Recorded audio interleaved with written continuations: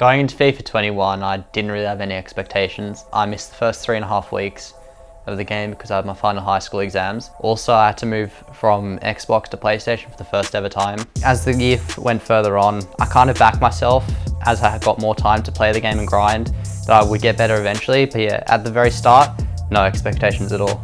So the first qualifier was quite disappointing for me personally. I didn't manage to make the broadcast top 8 in the region. I unfortunately lost in the last game of the losers bracket in penalties to Mark 11. So yeah, it was disappointing, but I knew I had to work on my game, improve a lot before the next qualifier, and that was the second one, where I made the grand final against Marcus Gomes. Unfortunately, I lost that game in penalties. It was a hard one to take, honestly. We play on. Straight down the middle for Marcus Gomes. He's come back time after time. Dylan, it's saved! Marcus Gomes shows the character. Looking back on it now, I think that loss pretty much defined the rest of my season, because the motivation that I had to win after losing a game in that fashion, having it like so close, that really motivated me just to keep going the rest of the year. Third qualifier, that was really successful for me. Ended up winning that one against Naylor in penalties, I think it was again. So yeah, I haven't really had the greatest time this year in terms of penalties. Making it pretty hard for myself, but that was a really big win. Oceania qualifier number 2 was not his, but number 3 is all about the young man from Sydney, Australia, at the second attempt through a grand final reset. And it just gave me confidence, especially leading up to the playoffs. I think that third qualifier was definitely the one event that gave me confidence, knowing that I can win this playoffs and make the World Cup this year.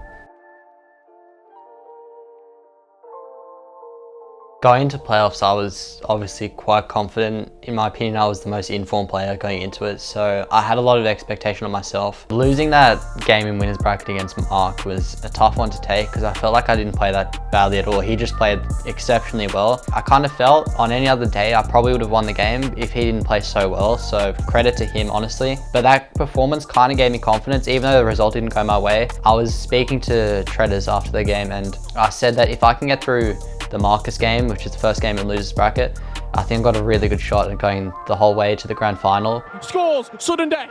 Well, they had the most ridiculous penalty shootout back in February, if you remember rightly, Rich. Up steps Vieira now for Dylan, will score.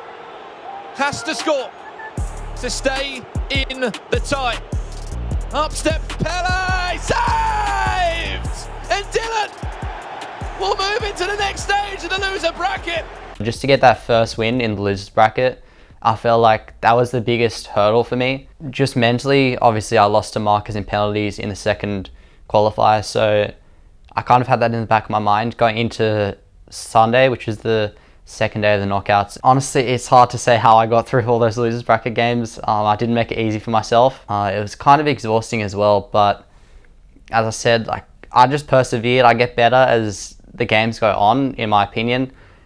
So I just kind of used that adrenaline from all the games being so close as well, just to get me through that entire day to the grand final.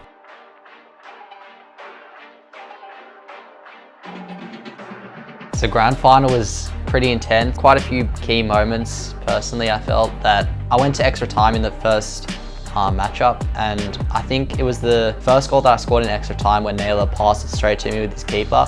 I think that was probably the biggest moment over the course of both matches. Personally, being in that similar position against Marcus in the second qualifier, where I also gave a goal in pretty similar fashion, like the mental impact of giving away a goal like that in such a big game, I feel like it's so hard to come back from, that it's always in the back of your mind for not only the rest of that game, but also heading into the second match. Probably that second game as well. I won the first leg 3-1, and I scored a goal with Pele. It was the fourth goal. It was a pretty lucky goal, I have to say. I got tackled and then the rebound fell straight back to me, and then the AI put it in with a header. I didn't press anything to score it. And I feel like that as well, he would have been feeling quite hard done by. I feel like it's just so hard to come back from those kind of things, especially in FIFA. Sixth goal that I scored to put me 5 goals ahead, I knew like the game's done at that point. I finally secured the win, because at the end of the day, FIFA 21, even if you're 4 goals up with just 45 minutes left to play, like anything can happen on this game. So I knew that I just needed that 5th goal, especially considering how late it was in the game now. And once I scored that, like, I knew the win was done. I could finally celebrate. It was just a relief, honestly, to get through that game and all the previous games as well. I went to 2 penalty shootouts, extra time, another 2 times. So yeah, just the celebration that I had after scoring that goal that put me 5 goals up was not only just like elation, it was more just relief over anything. It's a disappointing one to take, a full year of time, effort and dedication to the game for in the end the World Cup to be cancelled. It's hard. It definitely has been made for the right reasons, a decision. Public health will always come before a FIFA event, so I do agree in that regard. But as I said, it's a disappointing one to take. I did really feel like I was good enough this year to compete at a global level. I really believed in myself.